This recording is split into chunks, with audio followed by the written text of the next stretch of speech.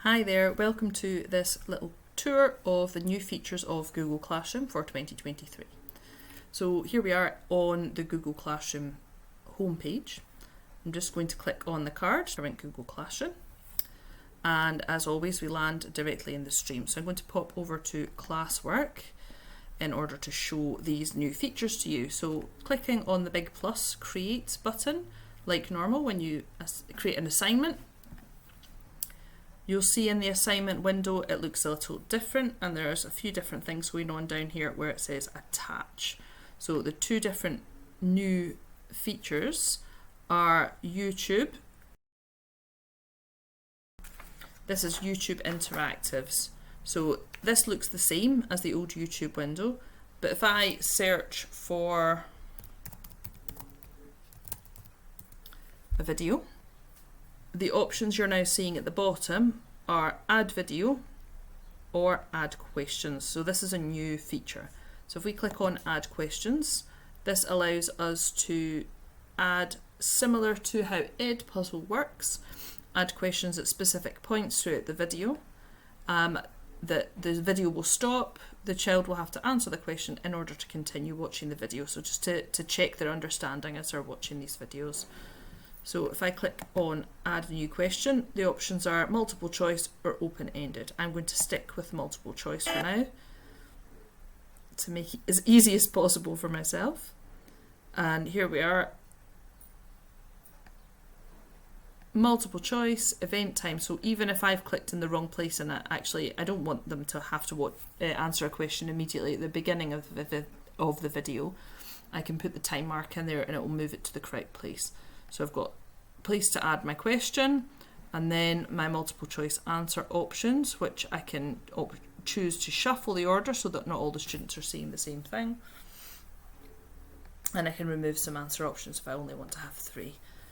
What is this video about? And then we've got the options. Punctuation. Spaghetti. And shoes, for example. Okay. And over here it's asking me to identify which is the correct answer. So clicking in the box that's showing which one's the correct answer. I'm going to select shuffle order, so it's going to shuffle them so I don't have the correct answer at the beginning all the time. If I want to add another one, I can play the video on a little more to get to whatever point.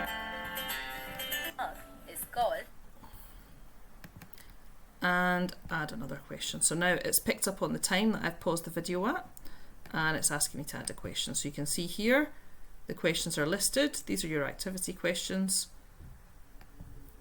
So they'll all be listed in order. So we can preview the video here as a student.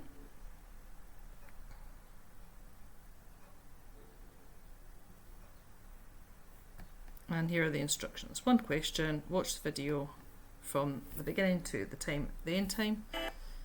So the video starts and the question immediately pops up. The video is paused, and if I get the wrong answer, it tells me nope, that's wrong, try something else. Just make sure you're paying attention before you start watching the video. Start again and then continue. So I've got the right answer now, I can continue. Now although I've set this question right at the beginning of the video, there's the option to re-watch here. So if the students watched a part of the video, got to the question and not being able to answer it, they've got the option to re-watch, and that will jump them back to the beginning of that section of the video so they can watch it again and hopefully get the correct answer the next time.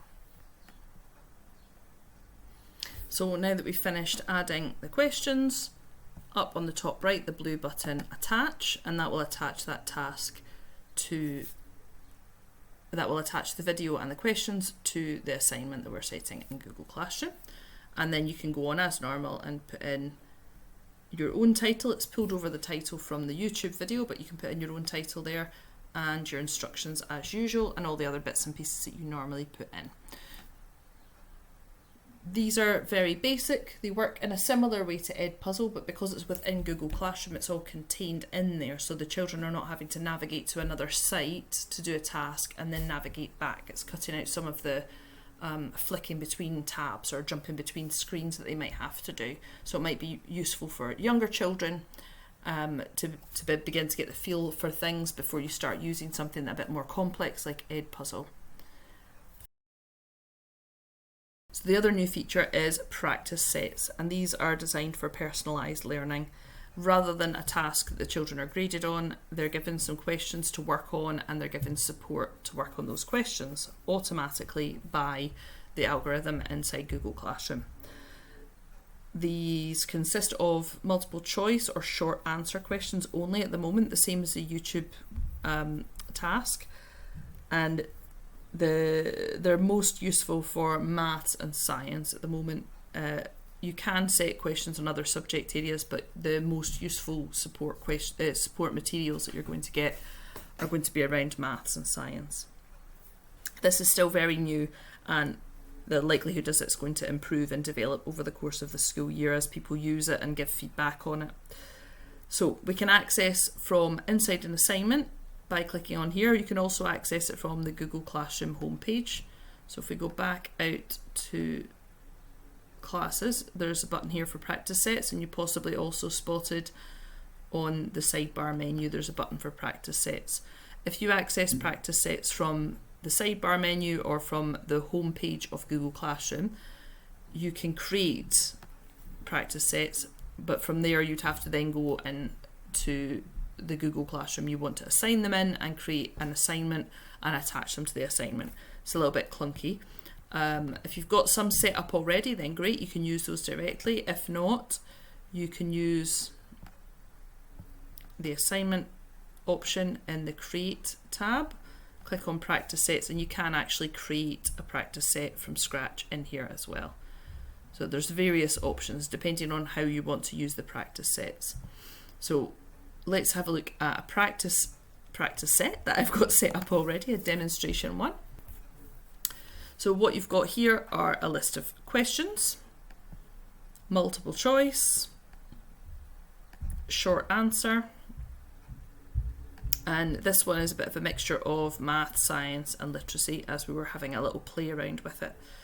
So options, once you're in the practice set, you can see the questions, you can edit the questions and add to them or take away or whatever. You can share, so you can actually share the same practice set with another teacher so that they can make changes or post it to their class or whatever.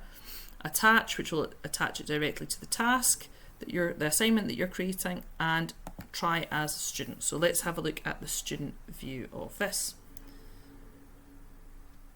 So rather than getting a grade at the end, they're going to work through it, try things, be given feedback, and then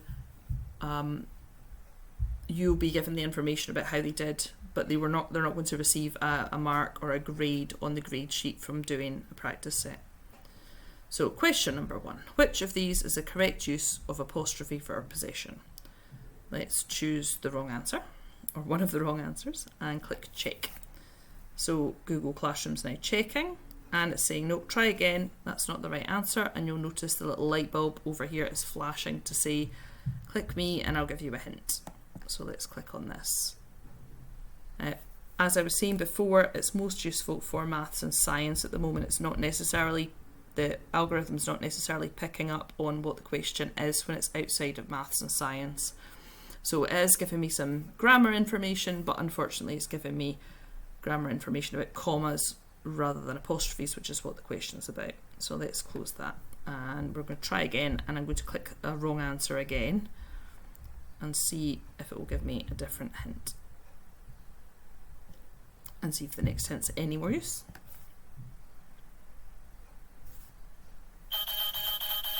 So this time it's taking me to a video about parenthetical punctuation, which again I'm not convinced is the most useful thing ever, but it is trying to give me something different. And if you look up at the top here, there's a label that says extra help. So if the things that have come up are not useful, there are options here related to what it's searched for, which may or may not be useful. Unfortunately, with the grammar question, it's not generated anything particularly helpful. Okay, I've tried all the other answers, so this must be the correct answer. There we go, even without the hints. So what you'll see here on the left is a little tracker of which questions have been answered, if they're correct or incorrect. When you look back, once you've assigned this to the students and they've completed it, when you look back at the practice sets, you'll get feedback about which questions they got correct on the first try, how many tries it took them to get the correct question, if they used a hint or not. So actually you can use that to inform your teaching and find out what they need to know, what you need to recap with them. So it's useful for the students to practice, but it's also useful for you to gather that kind of data. Okay, so here we've got a science question, so we might get some more helpful hints this time. Oh, looks like we've spelled biome incorrectly here. That's a bit of a problem.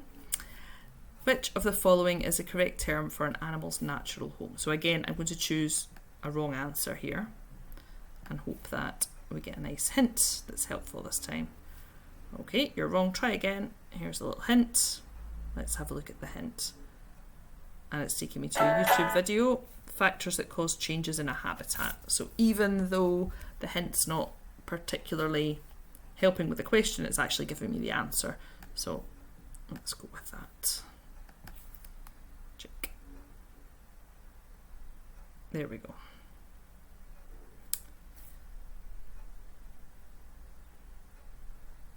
The other questions that I've got on here are maths questions, and there's an interesting little feature with this.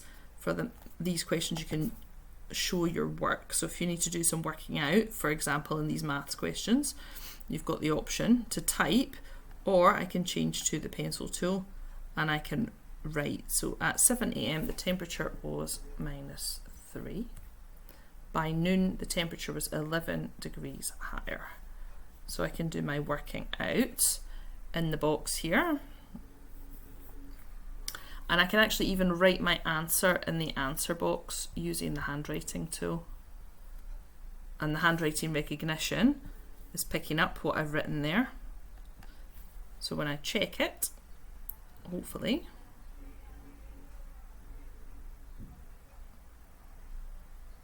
it's going to tell me that I'm correct. Maybe I didn't need to write degrees C. Let's check that again.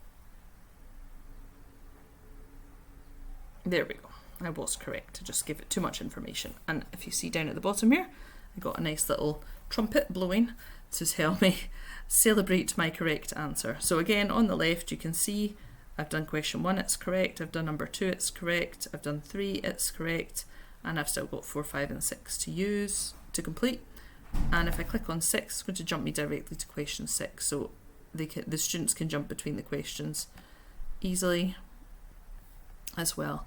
And once they've completed it, I believe there's a submit button somewhere at the bottom, although because we're on student view, I don't think it's actually appearing for us just now. Those are the main new features of Google Classroom for this year.